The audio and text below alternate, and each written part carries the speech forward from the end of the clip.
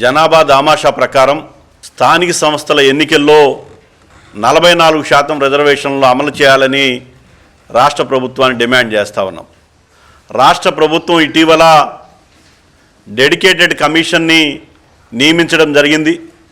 Dedicated commission రాష్ట్ర వ్యాప్తంగా పర్యటిస్తున్నటువంటి నేపథ్యంలో డెడికేటెడ్ కమిషన్ యొక్క కాల పరిమితిని 2027 ఏప్రిల్ వరకు కొనసాగించాలని అఖిల భారత ఓబీసీ సంక్షేమ సంఘం రాష్ట్ర ప్రభుత్వాన్ని డిమాండ్ చేస్తూ ఉంది. మరి బీసీల యొక్క సామాజిక స్థితిగతుల మీద అధ్యయనం చేయాలంటే బీసీల్లో ఉన్నటువంటి 139 కులాల యొక్క జీవన స్థితిగతులు, వాళ్ళ యొక్క సామాజిక అభివృద్ధి, విద్యాపరమైనటువంటి ప్రభుత్వాలు కల్పిస్తున్నటువంటి రాయితీల మీద సమగ్రమైనటువంటి అధ్యయనం జరగవలసిన అవసరం ఉంది.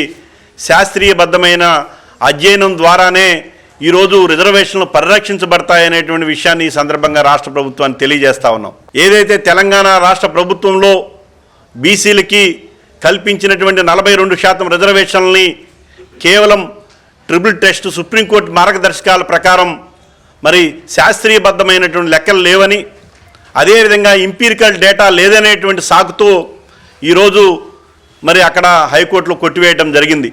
అందుకనే రాష్ట్ర ప్రభుత్వాన్ని అడావుడిగా ఏదో మొక్కుబడిగా డెడికేటెడ్ కమిషన్ని నియమించడం, డెడికేటెడ్ కమిషన్ సమగ్రమైనటువంటి మరి నివేదికను తయారు చేయకపోతే దాని ప్రభావం కోర్టుల తీర్పుల మీద దాని ప్రభావం ఉంది. కాబట్టి స్పష్టంగా రాష్ట్ర ప్రభుత్వాన్ని డిమాండ్ చేస్తూ ఉన్నాం.